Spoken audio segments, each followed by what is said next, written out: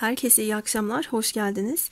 Sizlere Azize'nin sırrı açılımını yapacağım. Konu başlığımız ise neden geride duruyor, neden kendini geriye çekti, bir ilişkiye neden sıcak bakmıyor, neden benden uzaklaştı tarzında ya da ilişkimiz flört aşamasında kaldı, neden bundan sonraki evreye geçmiyor. Bu ve bunun gibi soruları merak ediyorsanız eğer sizlere 2 tane deste oluşturdum. Birinci destemizi kahverengi, ikincisini mavi olarak yazabilirsiniz. Yazan arkadaşlarımın bir mesajını sabitleyeceğim yorumlara. İlk destemizin objesi kuş tüyü. Diğeri ise leylak. Seçemediyseniz videoyu durdurun. Kuş tüyünden başlıyorum ben.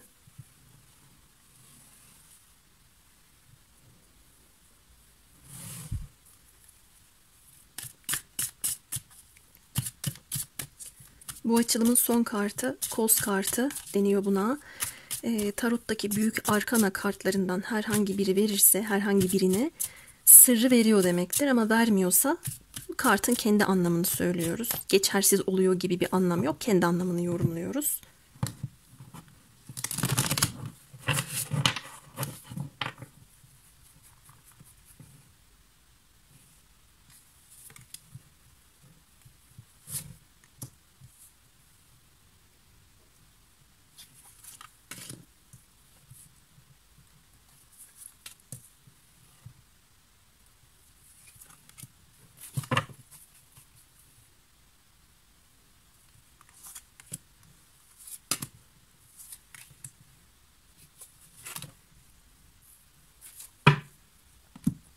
Evet, başlayalım.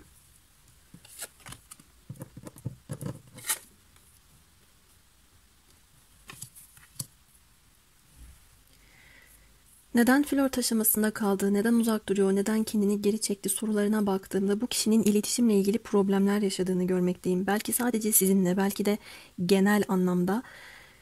O kadar bana göre 2 tane zıt kart yan yana konumlanmış ki bir tanesi geri çekilip tefekkür halinde olup acele etmeden doğru zamanı beklemeyi veriyor.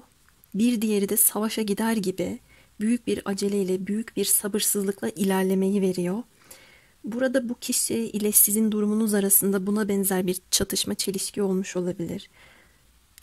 Siz bu kişiye göre çok hızlı gitmek istiyor gibi gelmiş olabilirsiniz. Bir dakika ben kararlarımı öyle aceleye getirmem.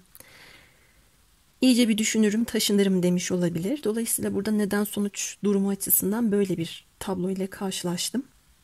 Bir diğeri de bu kişinin yaşadığı geçmişteki ilişki durumu.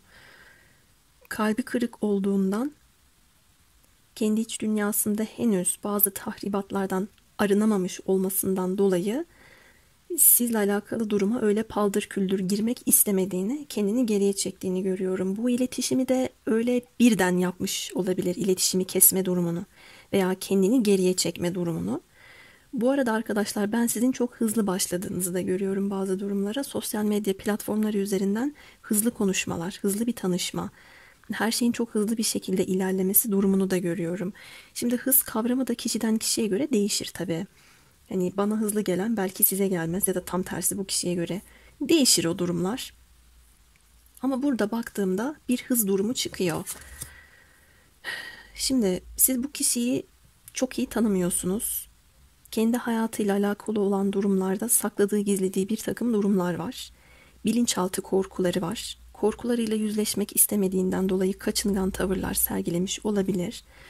Veya aslında bu kaçıngan tavır dediğim durumu her ne kadar ilişkiye başlarken acelecilikten hoşlanmasa da ilişkiden kaçarken acelecilikten yana kullanmış olabilir. Burada bunu da gözlemlemekteyim. Ayrıyeten sizi geçmiş ilişkisindeki durumlarla ya da kişiyle kıyasladığından karşıt etki olarak hala onu unutamıyor oluşu sizinle alakalı duruma devam ettirememe nedeni olmuş. Ve ben bazı konularda çok da dürüst davrandığını göremedim baktığımda. Bu kişi hakkında ya da bu kişinin hayatı hakkında yarım yamalak bilgi sahibisiniz. Bilmenizi istediği kadar size yansıtmış. Bunu yansıtırken çok da dürüstmüş gibi ya da çok şeffafmış gibi yansıtmış olabilir. Ben her zaman şunu söylerim, mesela bir kişinin çok konuşması her şeyi anlatıyormuş izlenimi vermesi aslında hiçbir şey anlatmaması da demek olabilir. Günlük şeyleri anlatmış olabilir sizinle. Hayatında onun için bu önemli bilgi değil ama yine de vereyim tarzında, yine de anlatayım, söyleyeyim tarzındaki durumlar sizin için. Bana işte bunları anlatıyor, ne kadar da benimle sohbet etmek istiyor gibi bir algı oluşturmuş olabilir.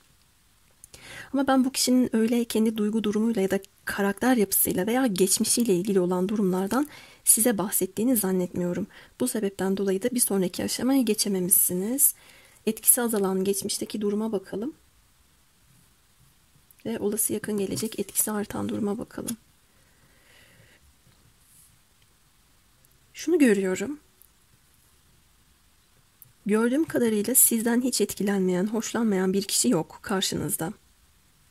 Fakat bir birlik, beraberlik, bütünlük teması ile ortaya somut bir şey koyma, oluşturma açısından edilgen, zayıf bir noktada kalan bir kişi ve onun geçmişinde de sizden bağımsız bir konu daha geldi ki iş, para, kariyer konuları, çalışma hayatı gelmiş. İlişkilerde bu kişinin huzursuz olduğunu, takıntılı olduğunu ve çabuk huysuzlandığını da görüyorum.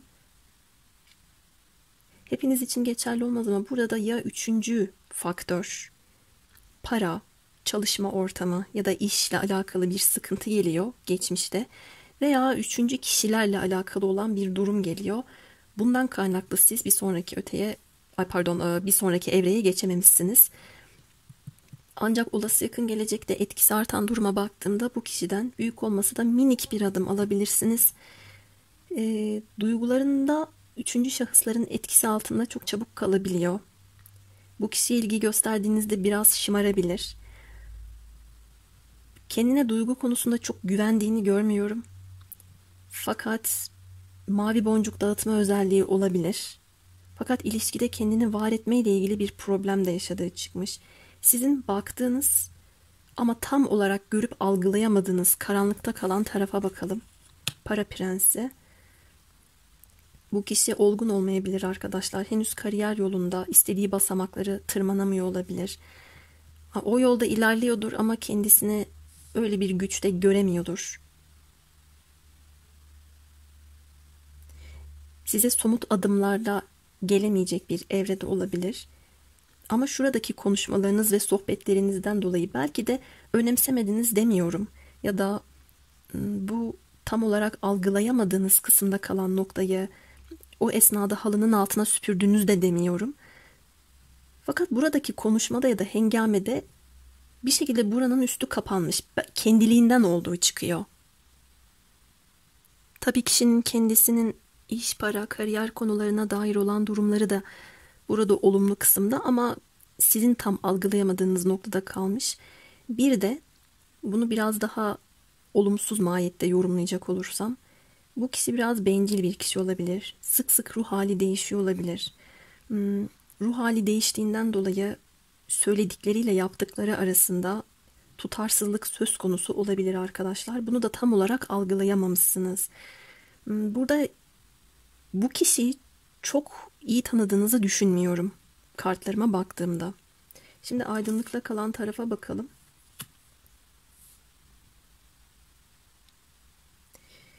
Çok fazla saraylı kart var. Benim bu açılımda gördüğüm su burçlarından bir adım alma olasılığınız. Balık, akrep, yengeç. Hava ve toprak burçlarından ise burada bir adım gelmeyecek oluşu arkadaşlar. Burada açılıma aydınlık kısmı veren hem şu gelecek kısmında hem de zaten aydınlık kısımda su etkisi geliyor. Bu arada ben şunu gördüm. Sizin bu kişiyle ilgili aydınlık tarafta olan algıladığınız kısım şöyle bir kısım. Benim istediğim adım neydi? Bana gelen neydi? Ya da ben bunları yaşamak istemiyordum. Ya da ben şuna benzer bir şey yaşamak adına karşımdaki kişiye böyle adımlar attım. Fakat karşılığında böyle durumlarla karşılaştım gibi. Burada karşılaştırma yaptığınız durumları da görüyorum. Burada bir farkındalık oluşmuş olabilir. Bu arada bir kısmınız romantik bir adım hala bekliyor olabilir ama o beklediğiniz kişi eğer su burcundansa bakın o adım gelebilir diyor kartlarınız. Hata yapmaktan korktuğunu sezinliyor da olabilirsiniz. Çünkü burada bilinçaltında bu kişinin korkuları çıkmış ve bu korkularıyla yüzleşmek istemeyişiyle gelmiş. Peki bakalım sonuç ne olabilir? Evet, güzel bir tamamlanma yaşayacaksınız. Azize sırrını veriyor mu bakalım? Sırrı vermedi. Kartın kendi anlamını söyleyelim. Bu açılımda hava burçlarımız da geldi ama ben havanın siz olduğunu düşünmekteyim. Sonuç itibariyle sizin bir karar alacağınızı görüyorum ama bu kararı mantık yönüyle vereceksiniz. Kurallarınızı, kriterlerinizi çok net belirleyip sınırlar koyabilirsiniz. İlişkide iletişime ve dengeye önem veren, eşitliğe önem veren tarafınızı bu kişiye söyleyebilirsiniz. Burada bir iletişim gözükmekte. Özellikle de arasında uzaklık sıkıntısı olan arkadaşlarım bu kişiyle uzaktan konuşup ilişkiye başlayamadıysanız sebeplerden biri de bu olabilir. Bu bağlamda sizin de karar alırken bu unsuru göz önünde bulunduracağınızı da görüyorum baktığımda. Kuşluğu için söyleyeceklerim bu kadardı. Şimdi ikinci desteğe geçiyorum. Kendinize çok iyi bakın. İkinci destedeyiz. Selamlar tekrar. Leyla seçen arkadaşlarım. Bakalım siz neden flört aşamasında kaldınız? Bu kişi sizden neden uzakta duruyor veya bunu tercih etti? Ne oldu da? Belki de bir şey oldu. Bunların cevaplarını soralım şimdi.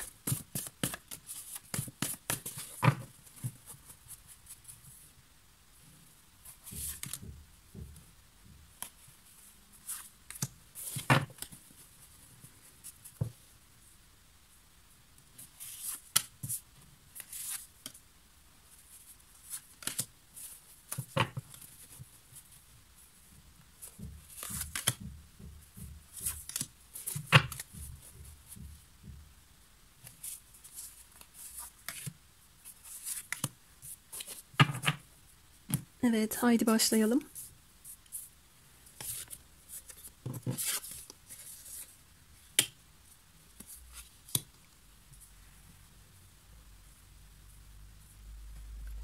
Burada doğrudan geldi aslında bu kişi sizden korkmuş. Siz güçlü duygularınızla ya da güçlü sezgilerinizle bu kişiyi ürkütmüşsünüz olarak görüyorum ben. Şimdi burada iki yönlü bir durum da var baktığımda ama bu kişinin sizinle alakalı olan durumları gözünde çok fazla büyüttüğünü görmekteyim. Biraz dehşete kapılmış, abartılmış bir durum içerisinde olduğu çıkıyor. Eyvah, karşı taraftan bana yoğunlukla duygu var, duygu akışı var. Ben bunun üstesinden gelebilir miyim, bunun altından kalkabilir miyim şeklinde bir durum oluşmuş ve enerjilerinizin çok sıt olduğunu görüyorum. Mesela sizde çok yoğun artan bir ilgi, bu kişide size dair bir ilgi olsa da bu yoğunluktan korktuğundan kaçtığı çıkıyor. Bakın buradaki kişi yukarıdaki kılıçlardan kendisini korumaya çalışıyor, eğilmiş. Elini de kafasına götürmüş. Sizin olduğunuz kısımdan geliyor bu kılıçlar. Bunlar hem duygu, belki olumsuz duygu, belki olumlu duygu ama bu kişinin düşüncesinde, zihninde karanlık duygular şeklinde bir dönüşüm geçirmiş. Bilemiyorum, daha problemli çıktı bu kişi. Bana biraz anksiyete yaşamış ya da fazlasıyla kafasında paranoyak düşünceler içerisinde olmuş gibime geldi. Ayrıyeten bu kişiyi eğer takıntı haline siz getirdiyseniz, şimdi açılımımızın da konusu neden flört halinde kaldı, neden ilerlemedi, neden benden uzaklaştı ya, bu soruları kendi kendinize çok fazla evirip çevirip soruyorsanız, hissetmeye çalışıyorsanız, çok fazla tarot videolarından cevap almaya çalışıyorsanız, her şeyden bir işaret, bir iz, bir belirti yakalamaya çalışıyorsanız bu enerji olduğu gibi o kişiye gidiyor, bilginiz olsun. Ben mesela her ne kadar burada rehberlik yapsam da kendi günlük hayatımda mesela yolda yürüyorum. İşte plaka 3 sayısı ya da ne bileyim işte kuş tüyü düştü önüme ya da ne bileyim başka başka semboller. Her şeyi böyle didik didik her şeyden bir anlam çıkarmaya da çalışmam. Bence çok saçma. Bazı anlar olur. Siz o işareti bir işaret aramaya kalkmadan zaten algılamış olursunuz. Evet dersiniz ama burada eğer kasıtlı şekilde bir cevap aramaya çalışıyorsanız, Özellikle rüyamda göreceğim ya da bir bakayım neymiş durumlar diye çok fazla odaklanıyorsanız bunun çok sağlıksız bir durum olduğunu bilmenizi istiyor buradaki iki kart. Tabii şimdi ben böyle söylüyorum ama hepiniz de bunu yapıyorsunuz diye değil, yapan arkadaşlarım alsınlar. Böyle görmekteyim. Şurada böyle dolanan yılan sembolüne dikkat ettim. Kraliçe de onun üstüne oturmuş zaten. Şöyle de olabilir bakın. Sizin kuruntularınızın bir yansıması da olabilir. Acaba bir yılan mı var? Neden benden uzak duruyor? Çünkü araya bir yılan girdi. Eyvah, ben de bundan korkuyordum zaten dercesine bir duygusal çalkalanma. Buna benzer bir takım durumlarda yaşayıp baş ağrıları, göz ağrıları, uykusuz geceler çekme gibi durumlar yaşayanlarınız olabilir. Ama ben bu kişinin daha çok korktuğunu gördüm. Karşıt etkiye baktığımda bu kişide plansızlık, ilerleme eksikliği, tutku ve heyecan eksikliği gelmekte. Aynı zamanda bir duygudan bir duyguya, bir düşünceden diğer bir düşünceye zıplayarak gittiği için ve psikolojide mi ne, buna parlak madde sendromu deniyordu. Böyle bir durum var. Her gözüne canlı gelen duruma atlayarak gittiği çıkmış. Acelecilik gelmiş. Karşıt etki olarak Yay burcu geliyor arkadaşlar. Belki bu kişi bağlanmak istemedi. Çok fazla özgürlüğüne düşkün oldu. Hızlıca bir konuşma başlamış olabilir. Ama burada bir acelecilik, düzensizlik ya da sizin içinizdeki münakaşa, şuradaki duygusal çalkalanma bu kişiye ağır gelmiş olabilir. Böyle bir durum gözükmekte baktığımda. Ve ben bu kişiyi yollarda, yolculuklarda da görüyorum. Belli başlı şeylere odaklanmış olarak gördüm. Geçmiş etkiye bakalım. Geçmişte neler olmuş ve etkisi artan duruma bakalım. Bu kişinin hayata dair çok yüksek bir hevesi, idealleri var. Kaliteli bir yaşam sürmek istediği çıkmış. Ben bol bol ateş elementi gördüm bu açılımda. Su burçlarımız da var. Bu yüksek idealleri ve tutkuyla ilerlemek istediği durumlarda gördüğüm kadarıyla kendi hayatına çok odaklanmış olduğu için ilişki bu kişi için ikinci ya da üçüncü planda olarak kalmış ve dolayısıyla sizinle alakalı olan duruma geçiş yapmak istememiş bir sonraki evreye. Fakat şunu da görüyorum, ben bu kişinin olası yakın gelecekteki etkisine baktığımda bu hayallerinde belki de kendisini çok fazla gaza getirip adım attığı durumlarda bir hayal kırıklığı yaşayacağını da görüyorum. Acaba benim emeklerim boşa mı gitti ya da evet boşa gitti durumunu deneyimleyebilir. Böyle bir endişesinin olduğunu görüyorum. Daha doğrusu olabileceğini.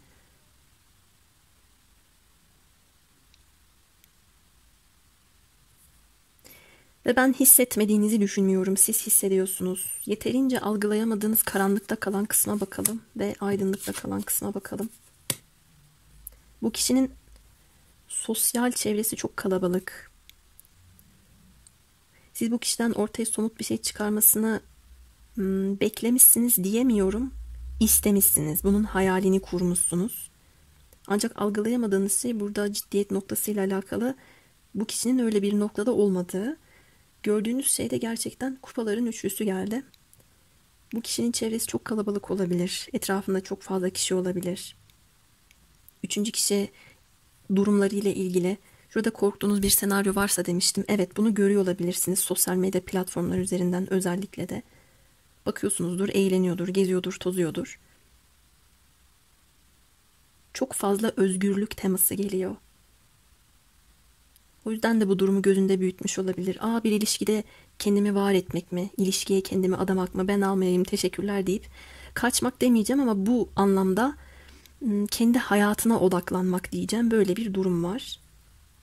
Sebebi bu arkadaşlar. Peki bu kişiyle sonuç ne olur bakalım.